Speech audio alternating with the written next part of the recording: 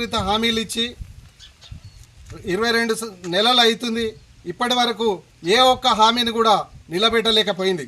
కాబట్టి మా BRS party working president KTR గారి ఆదేశాల మేరకు, పద్మా దేవేందర్ రెడ్డి గారి సూచన మేరకు ఈరోజు జప్తిశివనూరు గ్రామంలో ప్రభుత్వం చేస్తామన్న హామీలు ఒక్కటి కూడా అమలు కాలేదని, దాని ఉద్దేశంతో మహిళలకు ఇస్తాన 2500 కానీ, అదే కాకుండా 2000 పెన్షన్ 4000 ఇస్తామని కానీ, దివ్యాంగుల పెన్షన్ 4000 6000 చేస్తామని కానీ, కళ్యాణ లక్ష్మితో పాటు తులం బంగారం ఇస్తాము అని చెప్పి కాంగ్రెస్ ప్రభుత్వం మోసపూరితమైన హామీలు ఇచ్చి గద్దెనెక్కి 22 నెలలు అవుతుంది.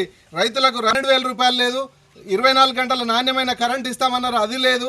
అదే కాకుండా రైతులకు బోనస్ ఇస్తామని గత పంటకి కూడా బోనస్ వేయలేదు. రుణమాఫీ చేస్తా, నేను ప్రభుత్వం మీదకి రాగానే 9వ తారీఖు అందరికీ ఉరకండి 2 లక్షల రుణమాఫీ తీసుకురండి బ్యాంకులకు వెళ్ళి, నేను మళ్ళీ రుణమాఫీ చేస్తా అన్నాడు. ఇప్పటి వరకు రుణమాఫీ అమలైన దాఖలాలు ఏ గ్రామంలో అయినా సరే, ఈవెన్ కొండారెడ్డిపల్లిలకు పోయినా కానీ ఆ ఊర్లో కూడా రుణమాఫీ జరగలేదు.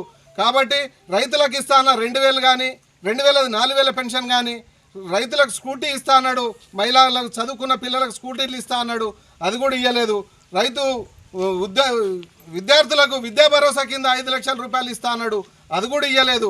రైతులకు కానీ, మహిళలకు కానీ, విద్యార్థులకు కానీ, ఉద్యోగ కోసం అన్వేషిస్తున్న పిల్లలకు కానీ ఏ ఒక్కరి హామీ కూడా నెరవేర్చని కాంగ్రెస్ ప్రభుత్వానికి మాకు ఈ బాకీ కార్డులు ఇవందరికీ ప్రతి గ్రామానికి ప్రతి ఇంటింటికి కూడా పంపిణీ చేయమని మా బీఆర్ఎస్ పార్టీ అధిష్టానం ఆదేశాల మేరకు, మా పద్మా దేవేందర్ రెడ్డి గారు, కొత్త ప్రభాకర్ రెడ్డి గారి ఆదేశాల మేరకు ప్రతి ఇంటికి పంచుతున్నాం.